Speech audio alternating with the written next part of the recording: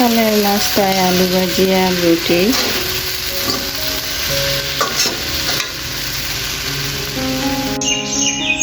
আসসালামু আলাইকুম, কেমন আছেন সবাই? আশা করছি আমার প্রিয় ভাই বোনেরা ও দিদিমণিরা কাছে কিংবা দূরে, দেশ কিংবা দেশের বাইরে যে যেখানে আছেন, আল্লাহর অশেষ রহমতে সবাই অনেক বেশি ভালো আছেন এবং সুস্থ আছেন। আমিও আলহামদুলিল্লাহ। তাই তো আপনাদের মাঝে আবার ফিরে এসেছি নতুন দিনের নতুন একটা ভিডিও নিয়ে। আশা রাখতেছি আমার আজকের ভিডিওটিও আপনাদের কাছে ভালো লাগবে ইনশাআল্লাহ। তো আমার সাথে থাকুন আর দেখতে থাকুন। তো অলরেডি সকালের নাস্তা হয়ে গেছে, এখন চলে আসছি এই যে আমার শখের বারান্দা, একটু গাছপালাগুলো পানি দেব, তো সেই জন্য এসেছি আর কি। আর সকালের আবহাওয়াটা কত সুন্দর দেখুন, খুবই ভালো লাগছে।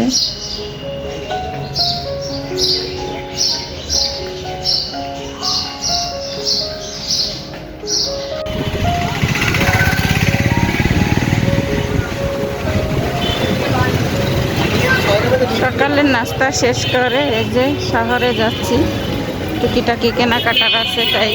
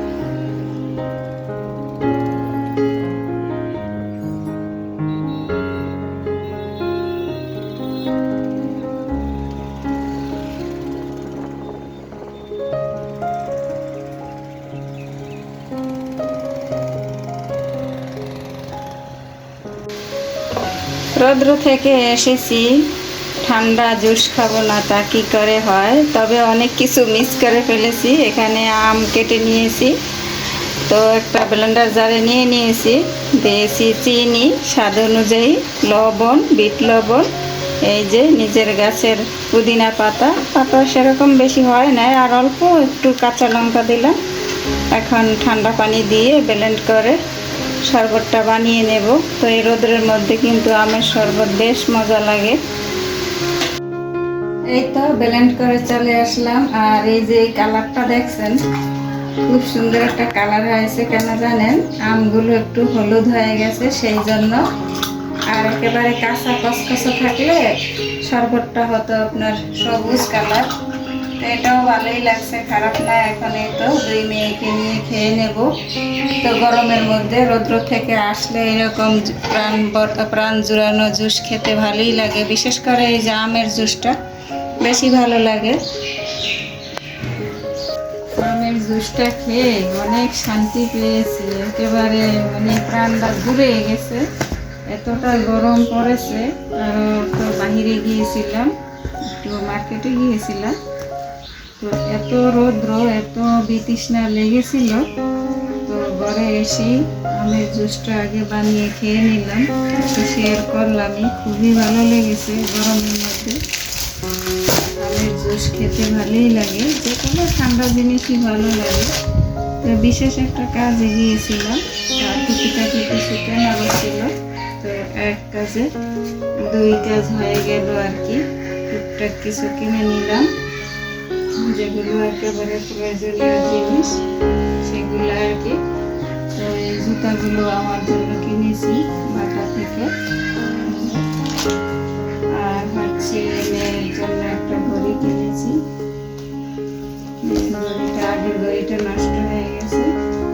আর এই তো আমার একটা মোবাইল ফোনের কভার, আর মেয়ের জন্য একটা কভার, এই দুটো কভার কিনেছি। আর কিনেছি গরম এসে গেছে তো একটু পাউডার নিয়েছি, রাখা, সোনো তো সবসময় লাগে।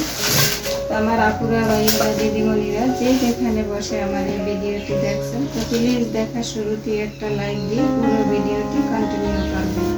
সবাই সবাইকে সাপোর্ট করবেন, তাহলে আমরা সবাই একসাথে এগিয়ে যাবো ইনশাআল্লাহ। আর মেয়ের রাফিয়াজের জন্য এই তো ইন্ডিয়ান জোড়া বার্মিজ নিয়েছি। তো ফর্সা মানুষ, ও যে কোনো কালার পরলেই ভালো লাগে।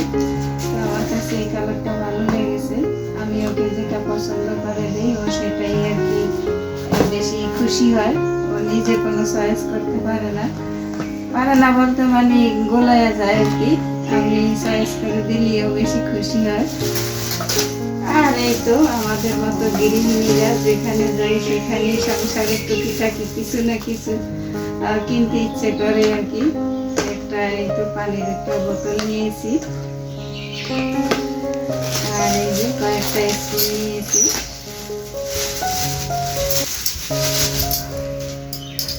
দুইটা ভাজির জন্য, আর তো একটা এই তো মিক্স করার জন্য, আর এটা হচ্ছে ভাজি কাজে লাগে আর কি। যেটা এই টুকটাক কেনার ছিল আর কি। আমার কেনাকাটাগুলো কেমন হলো অবশ্যই কমেন্ট করে জানাবেন। আমরা হলাম মধ্যবিত্ত, আমাদের সামর্থ্য অনুযায়ী কিন্তু আমাদের চলতে হয়। তা যেগুলো একেবারে প্রয়োজনীয় জিনিস সেগুলো আর কি আমি কেনাকাটা করি। অতিরিক্ত কোনো কিছু কেনাকাটা আমার অভ্যাস নেই করার, পূর্বেও করি না, এখনো করি না। এটা আমার মোবাইল ফোনের কভার, আর এটা হচ্ছে মেয়ের মোবাইল ফোনের কভার, আর এটা হচ্ছে মেয়ের ঘড়ি আর কি। এই ছিল আমার আজকের ভিডিও। সবাই ভালো থাকবেন, সুস্থ থাকবেন, নিরাপদে থাকবেন। দেখা হবে অন্য কোনো ভিডিওতে। আল্লাহ হাফেজ। আসসালামু আলাইকুম ওয়া রাহমাতুল্লাহ।